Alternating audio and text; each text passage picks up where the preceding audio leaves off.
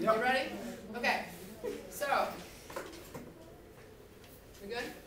All right. So this is number 4. So I can see right from the beginning that Matt just gave me the problem. Did I have to move anything around? No. No. All right. That was the problem, the way it is. Okay. So I square it. Now, one of the places that people make a lot of errors or potential is, first of all, let's remember, this is what kind of a polynomial?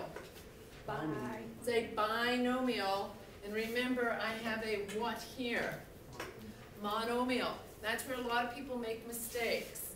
So I like to write it out so I know that this means I'm multiplying this time this polynomial or binomial times this one. And on the other side, let's zoom out a little bit. I am multiplying this times this. And remember, this is all multiplication. It's 2 times this times 2 times this.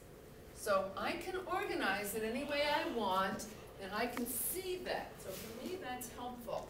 I know that 2 times 2 is 4, and the square root times the square root gives me, it's times that. So now, what would be the next step? I need to use a distributive property. So that's where I'm going to have, what, 4x plus 4. Okay? How many people were okay with that side of the equation? Everybody okay with that? Okay? All right, so then let's look at the other side. The other side, I can see that I have this, and you know, sometimes I use the area model. I use the area model more for when I'm factoring. I'm trying to figure out the factors, and when I multiply, I call it the distributive model, sort of, and I know it's going to be 10 times 10 is 100, and 10 times this is a negative 10 to-x. I've done multiplying with the 10, so I'm just going to multiply now with this. So a negative 2x, rad 2x is going to be a negative 10 rad 2x. And then a negative times a negative makes that a positive, and the radical goes away.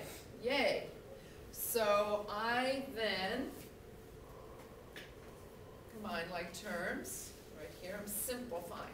So is everybody okay with multiplying their binomials? Yep. Okay, so far so good? Yes. Okay, everybody's okay. All right, so now what is my next step? Yeah, I'm going to try to simplify and, you know, move things around if I can. So I move my 2x, and what else should I move? The 100, and let's see what I have. There's my 100, so I moved the 2x. So I had this 4x from here. So I have 2x plus 4 equals this quantity minus the 100. So now I have 2x minus 96 is equal to negative 20 over 2x. How are you doing so far? So far, so good? Okay? All right, well, how about finding a common factor of 2 and 96 and 20? 2. Okay, so I can divide everything by 2. And bingo, I have gotten, what have I gotten alone? That radical. Okay, so has everybody gotten that far? You're okay? All right, so now what am I going to do again? I'm going to square it again. Okay? So I'm squaring both sides. Going to be mindful. This time my binomial is over here and my monomial is here. I'm going to be really careful. And I have what? Let's see. I ended up with x squared minus 96x plus 2304, big number, equals 200x. Okay, so far so good? Okay, now, right? So are you okay with that? Can you see that? All right. Did you have an error in there, Michael? Yeah, I didn't even get to these kinds of stuff, so I just completely messed it up. Okay, but are you following the Yeah. big picture? You know, there are a lot of little details here, but the big picture is you're trying to get rid of your radicals by squaring, okay? All right, so I squared this. Oh, I'm happy as a clam. I have 200x. And there's little clams. Think about them. They're under hot water, and they're happy as long as they're not near the BP thing, you know, oil thing. But other than that, they're happy. So, come on, how tough is life?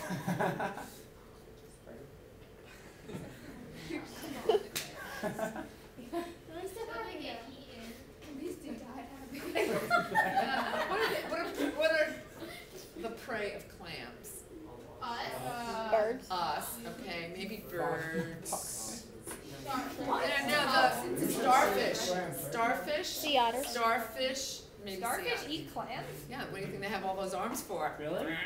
Yeah, they What, suck do them they open. actually eat? Yeah, they suck it on. Okay, let's get back here. All right, so why am I gonna try and get everything over on the other side? Quadratic formula.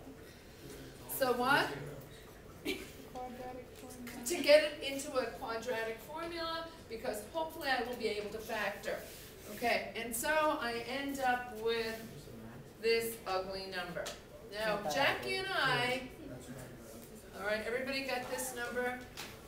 Now remember, I don't know, maybe it's because I'm an old dog, but, you know, I grew up at a different time than you do. And for me, it wasn't about the graphing calculator, it was like, you know, plug and chug and think. And for me, I thought, well, what numbers end in a 4? 24. 24, right, so I know that 6 will go into 24. I know that 4 will go into a number that ends with a 24. What other number ends in what number will go into an 8? Okay, so I quickly can do this kind of a division and say, well, here's 2304. Okay, 6 goes into 23 how many times? 3 times, 18 with 5 left over. 6 goes into 50, 8 times with 2 left over. 6 goes into 24, 4 times. Is that helping me with this number? No. No. Okay, so I'm guessing it's not a 6. But I guess it's not a 4 because the number is going to be even bigger. So I'm going to just try the 8. 2304 divided by 8. 8 goes into 23 how many times? 2 with how many left over? 7. 8 goes into 70 how many times? 8 times with how many left over? 14. 6. 8 goes into 64. 8 times. 8 times. 288, 296. What do you think? Good. Will they combine the factors of 234, 8 times 288? Can I combine them to create the middle term? Yes. Yeah, bingo. So it didn't take me very long to see that I found the factors. I would So rather use the quadratic formula. you could have. So are these going to be positive or negative? Negative.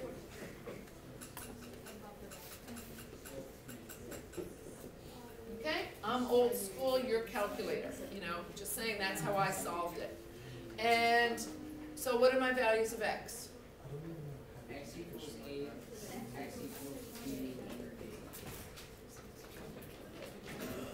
And you plug it back in. Okay. Think about this. Using the quadratic, aren't there many places to make errors? Many errors just in using the quadratic. I did what?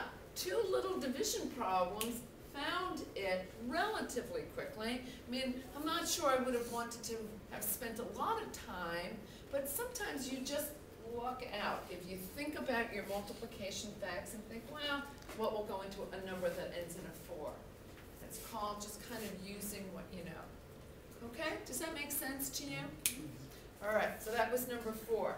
Any questions? Another problem?